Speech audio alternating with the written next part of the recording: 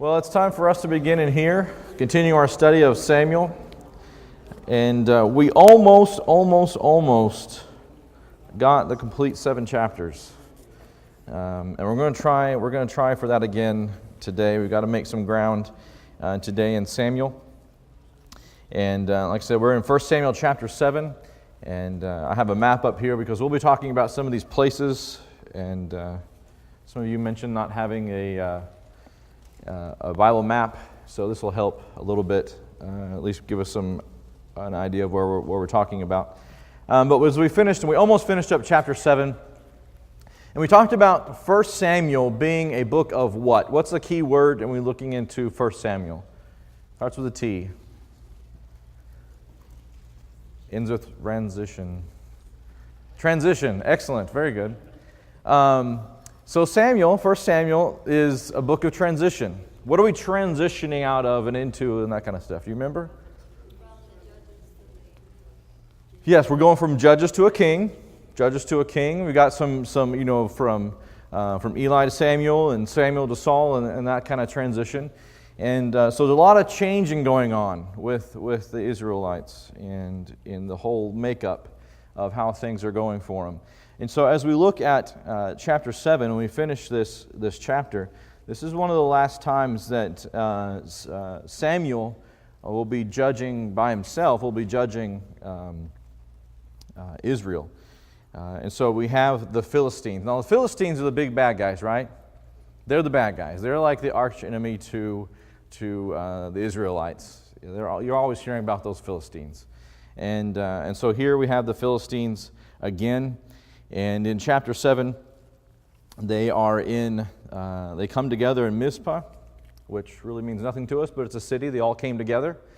Now, if you don't like somebody, let's say flies, for example. If all the flies are in one spot, you want to strike fast, right? And get them all at once.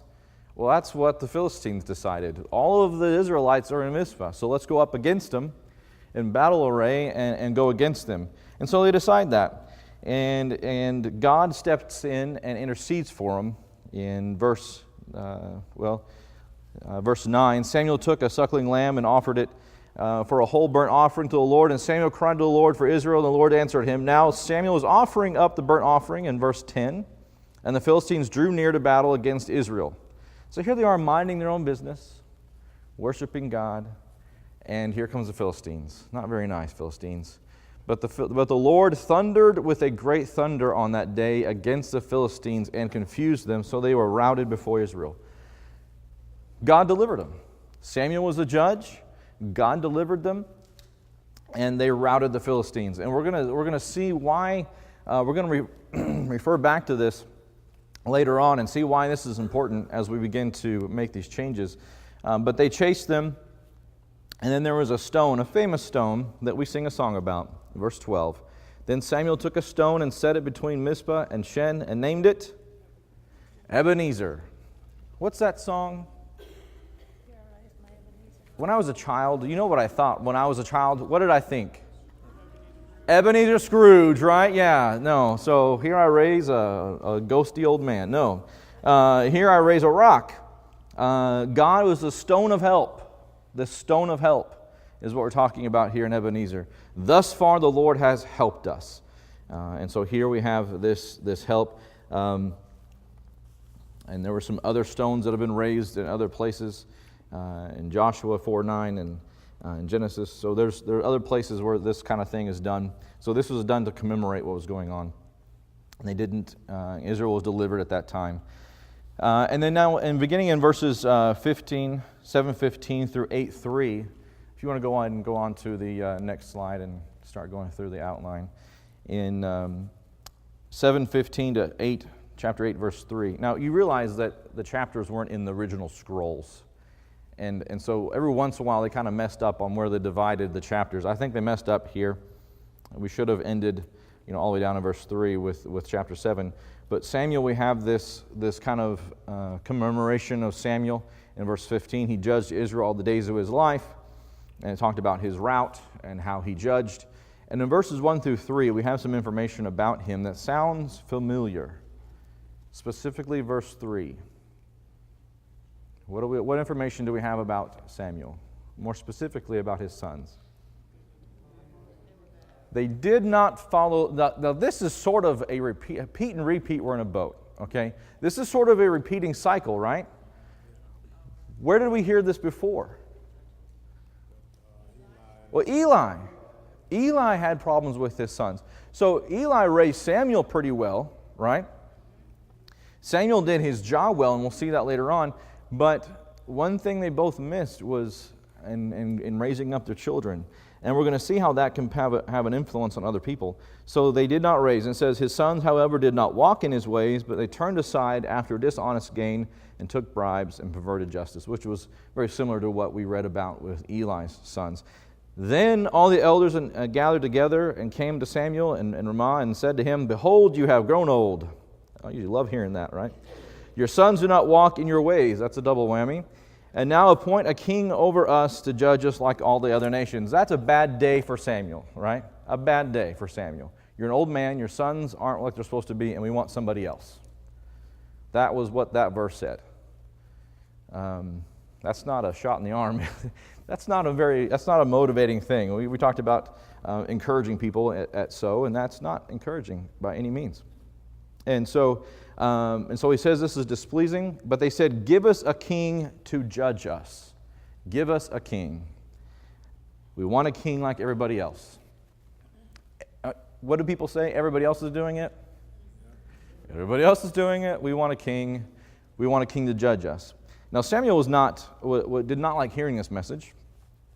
And God says, listen to the voice of the people in regard to all that they have said, for they have not rejected you, but they have rejected me from being king over them. Now it's easy sometimes when people reject us or reject you because of the message you have. We don't like you because you're a religious person. But who are they rejecting? God. God can handle that, right? He has bigger shoulders than we do. But they've rejected a king, and he's gonna teach them a lesson. Now, if you want to, so he begins to say, well, they're doing the same thing they've done all the time. They're always rejecting me, even in Egypt, and they served other gods. And so, however, you shall solemnly warn them, at the end of verse 9, you shall solemnly warn them and tell them of the procedure of the king who will reign over them. Look out, and we don't have time to look at it, but right out there beside, if you're taking notes, Deuteronomy chapter 17. Deuteronomy chapter 17, verses 14 through 20. Moses already spoke about some of the things that the kings were going to do. If they ever wanted to have a king, he talked about some provisions in relationship to having a king. And that's Deuteronomy chapter 17, verses 14 through 20, speak about those kind of provisions and procedure of the king. And so Samuel gladly goes to warn them about what it's going to be like if you have a king, right? And so Samuel spoke all the words of the Lord to the people that he said to them, and he begins to talk about how he's going to take away their children and take away their goods. He's going to take away your children in relationship to war and having them ride chariots, and your daughters are going to have to serve in his palace. And then he's talking about how he's going to be taking away 1/10 of their goods and 1/10 of their livestock. Now let's back up a little bit and just do some math here for a second. If they're already tithing to the Lord like they're supposed to, that's 10%. And then the king begins to take 10%. What? 80% is what they're left. Makes me feel like today. Anyway, so they're getting a lot taken away from them, right? They're getting a lot taken away from them. These are some things that are going to happen if you have. This is what he's warning them about. This is what he's warning them about, and this is what's going to happen. And he says, then you will cry out, verse 18, then you will cry out in that day because your king whom you have chosen yourselves, but the Lord will not answer you in that day. Don't come crying to me, I think is what the original Hebrew says here in this. Don't come crying to me when the king that you selected, that you wanted, isn't like what you wanted. Don't come crying to me. And so this has this message. We see that happen with Rehoboam.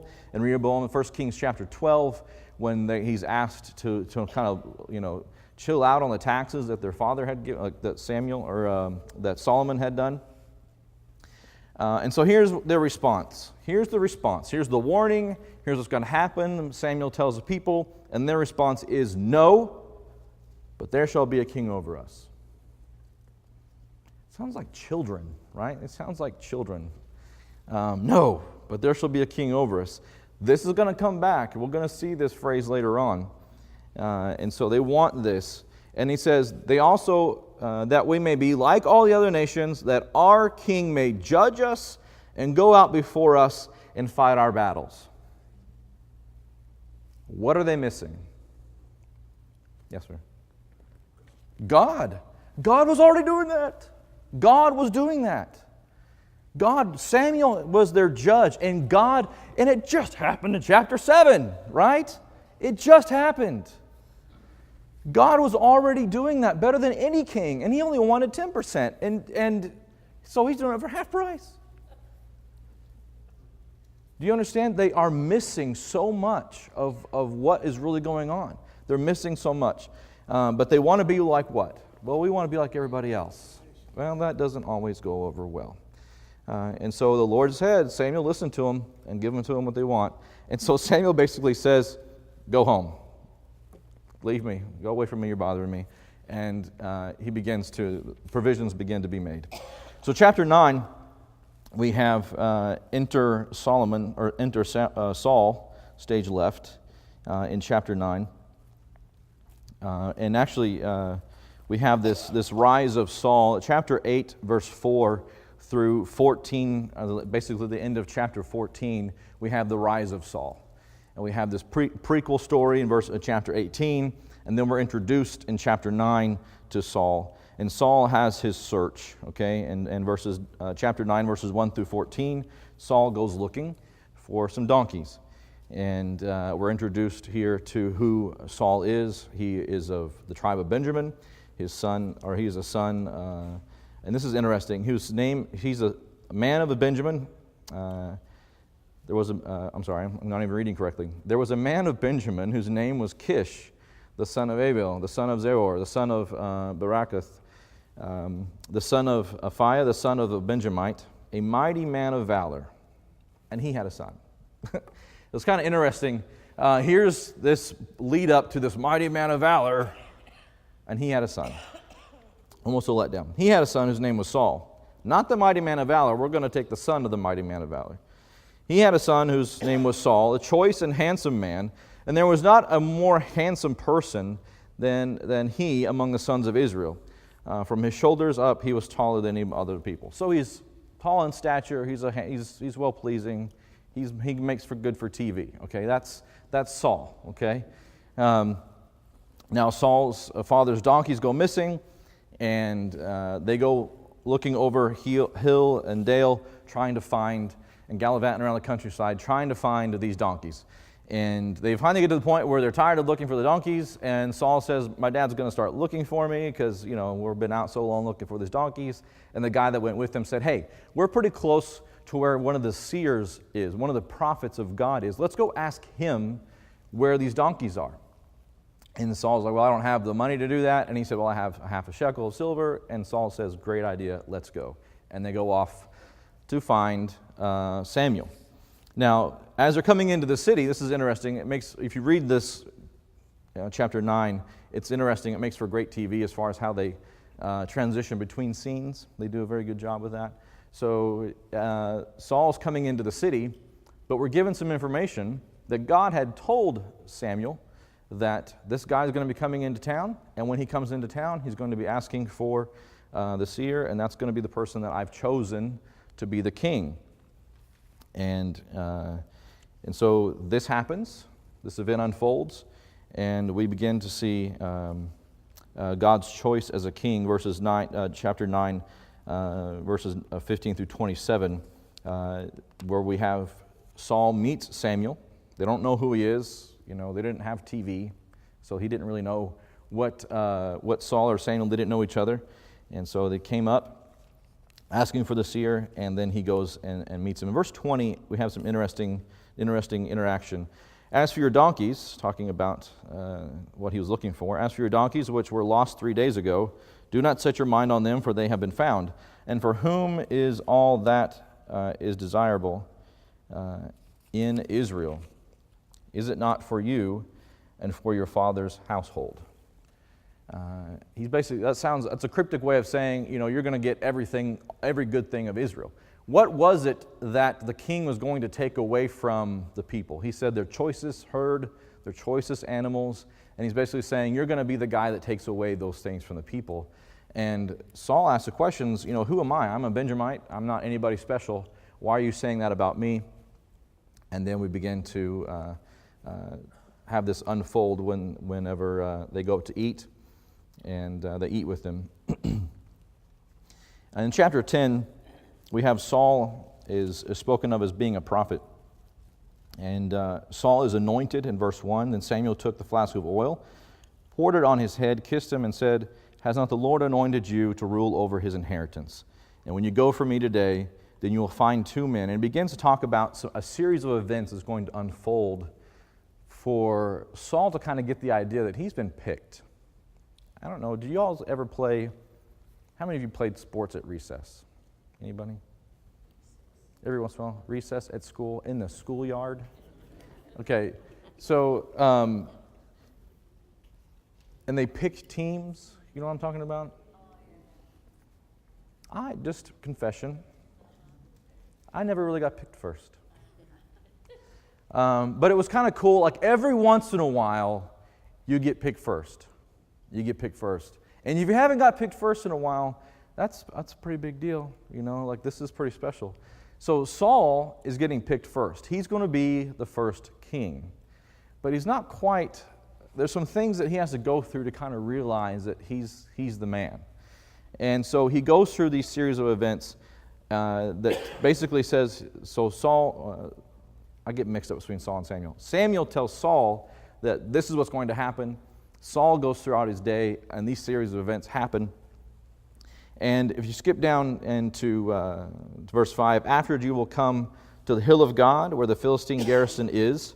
And it shall be as soon as you have come there to the city that you will meet a group of prophets coming down from the high place, with harp and tambourine and flute and lyre before them, and they will be prophesying. Then the Spirit of the Lord will come upon you mightily, and you shall prophesy with them and be changed into another man. And so here is again this reference to the Spirit of the Lord. We see this happen in Judges. 7 times in Judges this is mentioned as the Spirit of the Lord. We see this with David in 1 Samuel 13. And then we see that David talks about how the Spirit of the Lord spoke to him in 2 Samuel 23:2. We see this in connection with the prophets. It was prophesied in Isaiah 11:2 that this would happen with Jesus. And then it was also mentioned in Isaiah 61:1 and then quoted again in Luke 4:18. So this concept of the Spirit of the Lord, and we see it in Acts over and over again, right? So what I want us to understand, when we talk about the Spirit of the Lord comes upon, the Spirit of the Lord was somebody who confirmed mighty people, warriors, judges, kings, powerful people. That was the Spirit of the Lord. And today when people talk about the Spirit of the Lord, it's almost like a nice little, card or something, something cute. And they don't realize the power. Now, we're not talking about the Spirit of the Lord coming upon us today in the same way. That's done with. But when we talk about the Spirit of the Lord, we're talking about a powerful thing. And so when Acts 2 happens, we read that, tongues of fire and Spirit of the Lord, that's nice. This is a huge deal for people who are Hebrew and understanding the history behind the Spirit of the Lord coming upon somebody in a mighty way. You've been picked by God to do something special. Judges, kings were anointed with the Spirit of God. And here are these Galileans who were nobody special, but God picked them to do a great work. And so that should help us understand a little bit more that when we talk about the Spirit of the Lord, we're talking about a huge thing, not just some, that's cute. We're talking about something that's very powerful in relationship to how the Hebrews viewed this. And so it says here in verse 7, it shall be when these signs come to you, do for yourself what the occasion requires, for God is with you. So it's basically saying at this point, God will give you what you're supposed to be doing at that moment. In verse 9, very important, then it happened when he turned his back to leave Samuel, God changed his heart, And all these things came about that day. And then people begin to say in verse 11, what has happened to the son of Kish? What's happened to this guy? He's not the same anymore. Maybe that happened to us whenever we were baptized into the Lord. What happened to you? You changed. Well, you should change.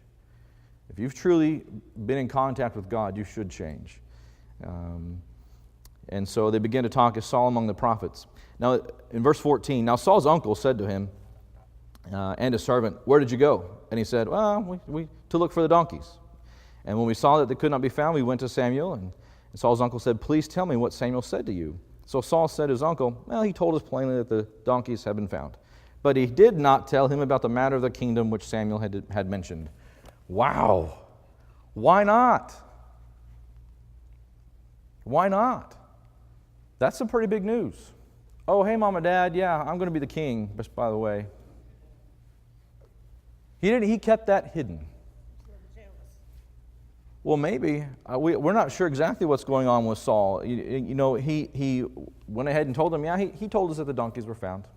We came back, no big deal. But, oh yeah, and by the way, I'm going to be king. You know, I'm kind of important that way. But he didn't even mention that. I would mention that. Would you mention that? I would totally mention that. But he did not. Well, we're going to see something that might allude us to why he didn't mention that.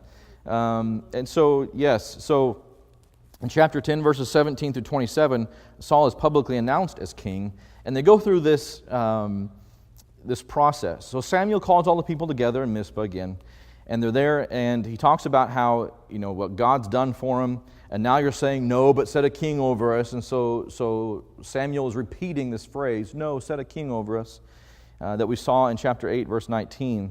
And so he says, now present yourself before me as your clans. And they do this thing where they select, sort of a weeding out process.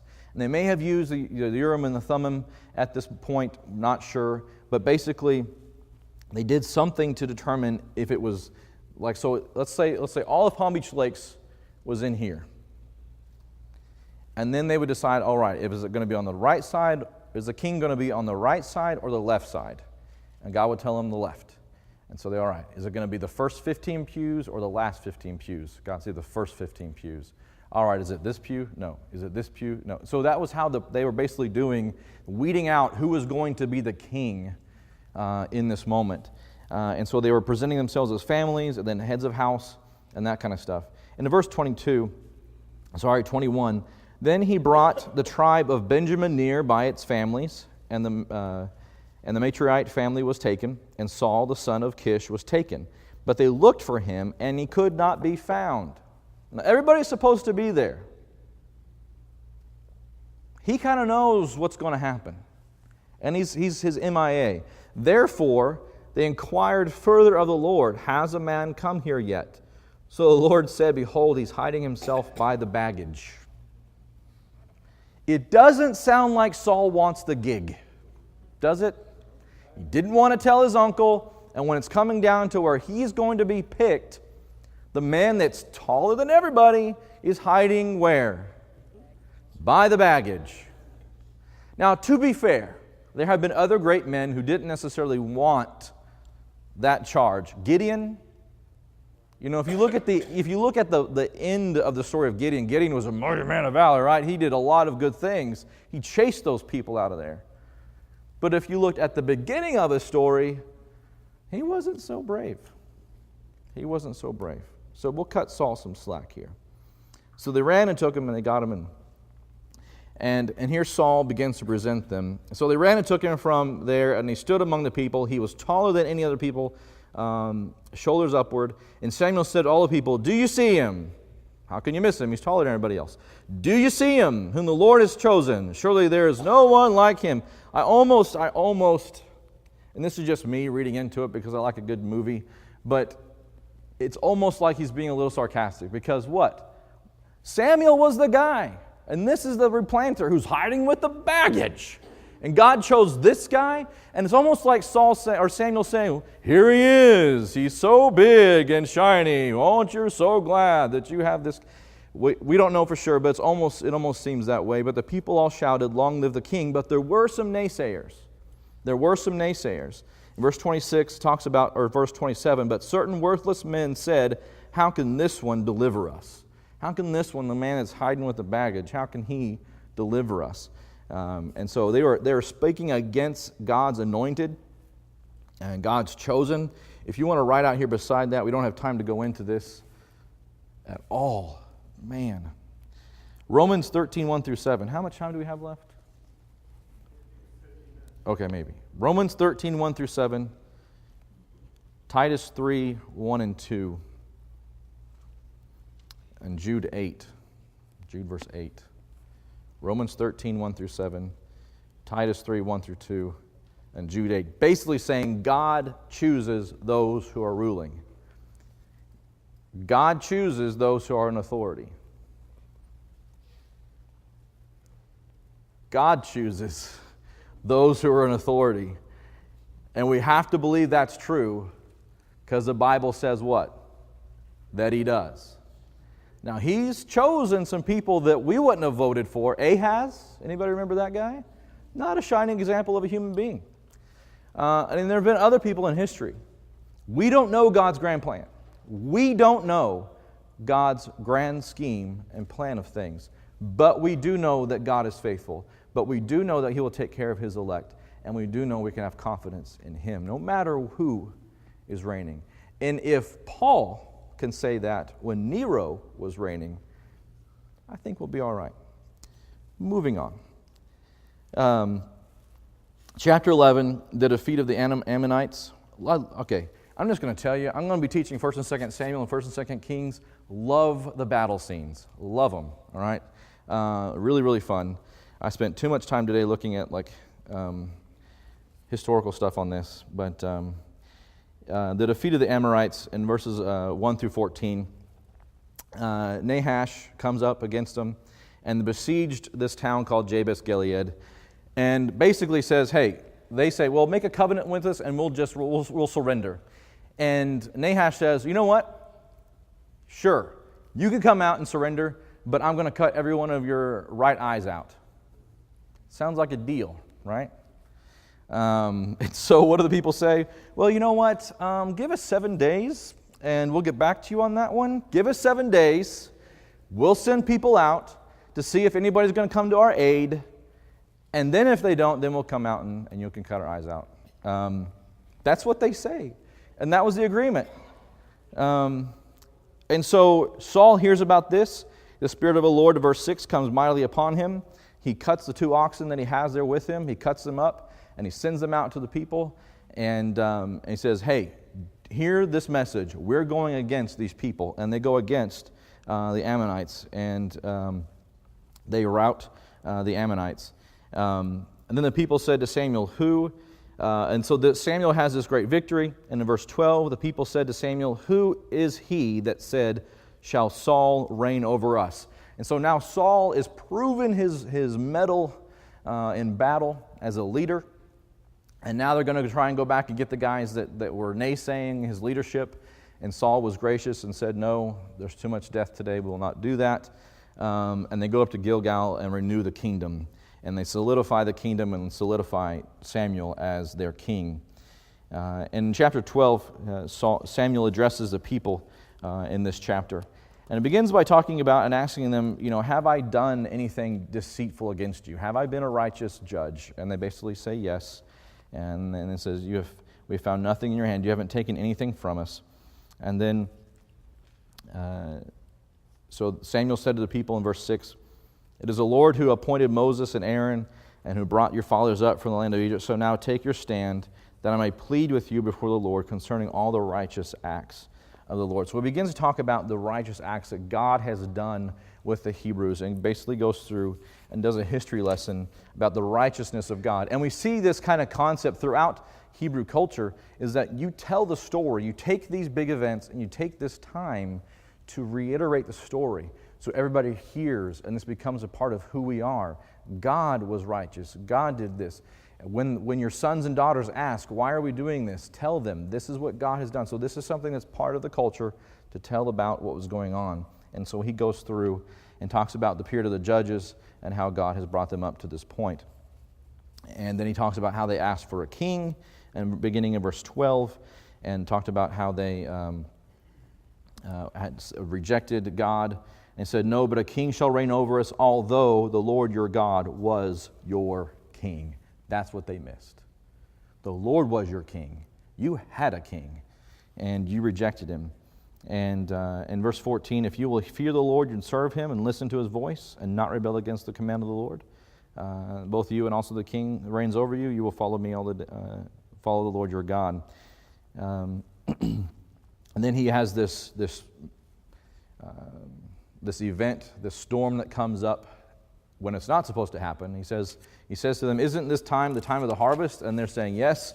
And so this sign comes as this storm comes in on the people, and they're surprised. And they say, then all the people in verse 19, all the people said to Samuel, "Pray for your servants to the Lord your God." What's wrong with that? It should be our God, right? Maybe they just messed up. The Lord your God, so that we may not die, for we have added to all our sins by this evil, by asking for ourselves a king. And so they realize what they've done wrong. And so he begins to tell them, don't go after the futile things. The Lord will provide for you. Don't go after those futile things. But he will not, for the Lord will not abandon his people on account of his great name. Not because you're anything special, but because God is awesome, he's not going to abandon you. If you want to write out there, Deuteronomy chapter 7, verses 6 through 11. Deuteronomy 7, verses 6 through 11. And 1 Peter 4:19. Deuteronomy 7, 6 through 11, and 1 Peter 4:19.